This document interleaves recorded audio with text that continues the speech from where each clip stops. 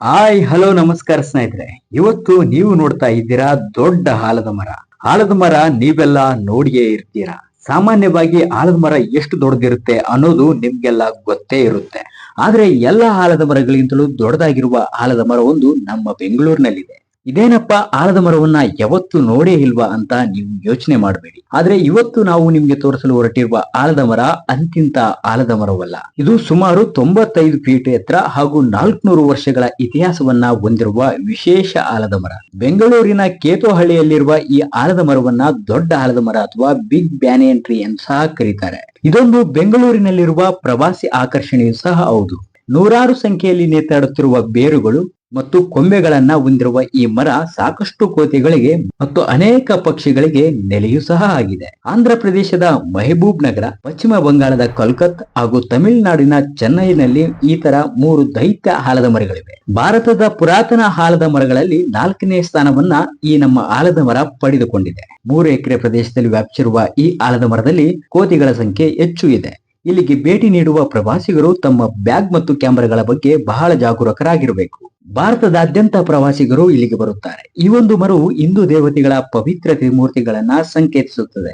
ಬೇರುಗಳು, ಕಾಂಡ ಮತ್ತು ಕೊಂಬೆಗಳು ಬ್ರಹ್ಮ, ವಿಷ್ಣು ಮತ್ತು ಶಿವನನ್ನ ಪ್ರತಿನಿಧಿಸುತ್ತವೆ. ಈ ದೊಡ್ಡ ಆಲದ ಮರವು ರಾಜ್ಯದ ಅಭಿವೃದ್ಧಿಗೆ ಸಾಕ್ಷಿಯಾಗಿದೆ. ಕರ್ನಾಟಕ ರಾಜ್ಯ ಸರ್ಕಾರದ ತೋಟಗಾರಿಕೆ ಇಲಾಖೆಯು ಈ ದೊಡ್ಡ ಆಲದ ಮರದ ಸಂರಕ್ಷಣೆಯ ಜವಾಬ್ದಾರಿಯನ್ನ ಹೊತ್ತುಕೊಂಡಿದೆ.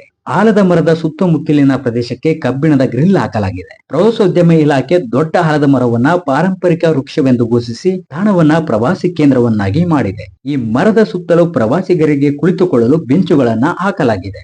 ಇನ್ನು ಆಲದ ಮರದ ಕಥೆಯನ್ನ ತಿಳಿಯೋಣ. ಈಗಿರುವ ಆಲದ ಮರದ ಜಾಗದಲ್ಲಿ ಧಾನ್ಯದ ಕಣ ಮಾಡ್ತಾ ಇದ್ರಂತೆ.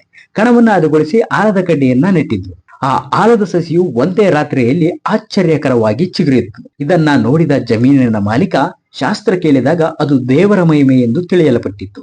ಮಾಲೀಕನಿಗೆ ಕನಸಿನಲ್ಲಿ ಬಂದಂತಹ ಮುನೇಶ್ವರ ದೇವರು ಆಲದ ಸಸಿಯ ಬಗ್ಗೆ ತಿಳಿಸುತ್ತಾ ಈ ಜಾಗದಲ್ಲಿ ತಾನು ನೆಲೆಸುವುದಾಗಿ ತಿಳಿಸಿದನು. ಆಗಿನಿಂದ ದೇವರ ಆಜ್ಞೆಯಂತೆ ಅಲ್ಲಿಯೇ ಮುನೇಶ್ವರ ದೇವರ ಕಲ್ಲಿನ ಬೆನಕು ಪೂಜೆ ಮಾಡುತ್ತಾ ಮರವನ್ನ ಕಡಿಯದೆ ಸಂರಕ್ಷಿಸಿದರು. ಅದೇ ಮರ ಇಂದು ಬೃಹದಾಕಾರವಾಗಿ ಬೆಳೆದು ದೊಡ್ಡ ಆಲದ ಮರವೆಂದು ವಿಶ್ವ ಪ್ರಸಿದ್ಧಿಯಾಗಿದೆ. ಈಗ ನೋಡುತ್ತಿರುವ ಆಲದ ಮರವು ಹಲವು ವರ್ಷಗಳ ಹಿಂದೆ ಇನ್ನೂ ದೊಡ್ಡದಾಗಿತ್ತು. ಆದ್ರೆ ಯಾವುದೋ ನೈಸರ್ಗಿಕ ಕಾಯಿಲೆಗೆ ಒಳಗಾಗಿ ನಶಿಸಿತು. ಆದ್ರಿಂದ ಈ ಮರವು ಈಗ ಅನೇಕ ವಿಭಿನ್ನ ಮರಗಳಂತೆ ಕಾಣಿಸುತ್ತದೆ. ಒಟ್ಟಾರೆಯಾಗಿ ಸಂಜೆ ಹೊತ್ತಿನಲ್ಲಿ ಪ್ರಶಾಂತವಾಗಿ ಕಾಲ ಕಳೆಯಲು ಸೂಕ್ತವಾದ ತಾಣ ಇದಾಗಿದೆ. ಬೆಂಚುಗಳಲ್ಲಿ ಕುಳಿತು ಹರಟೆ ಹೊಡೆಯುತ್ತಾ ಕೋತಿಗಳ ಚೇಷ್ಟೆಯನ್ನ ಎಂಜಾಯ್ ಮಾಡುತ್ತಾ ನೀವು ಇಲ್ಲಿ ಕಾಲವನ್ನ ಕಳೆಯಬಹುದು.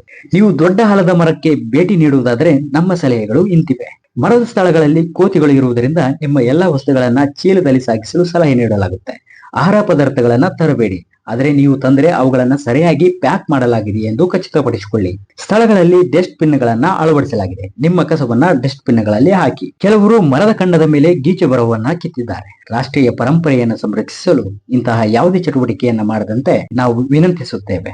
ಮಂಗಗಳ ಸಂಖ್ಯೆಯನ್ನ ಪರಿಗಣಿಸಿ ನಿಮ್ಮ ಬ್ಯಾಗ್ಗಳು, ಕ್ಯಾಮೆರಾಗಳು, ಫೋನ್ಗಳು ಮತ್ತು ಇತರ ವಸ್ತುಗಳನ್ನ ನೀವೇ ನೋಡಿಕೊಳ್ಳಿ.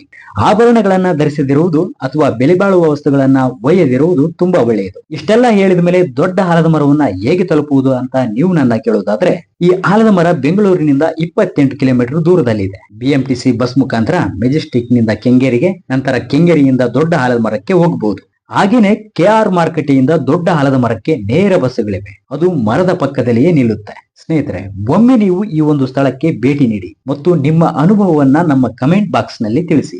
ಹಾಗೇನೆ ಇದೇ ರೀತಿಯ ಮತ್ತಷ್ಟು ಪ್ರೇಕ್ಷಣೀಯ ಸ್ಥಳಗಳ ಮಾಹಿತಿಗಾಗಿ ನಮ್ಮ YouTube ಚಾನಲ್ ಅನ್ನ ಸಬ್ಸ್ಕ್ರೈಬ್ ಮಾಡ್ಕೊಳ್ಳಿ. ಧನ್ಯವಾದಗಳು.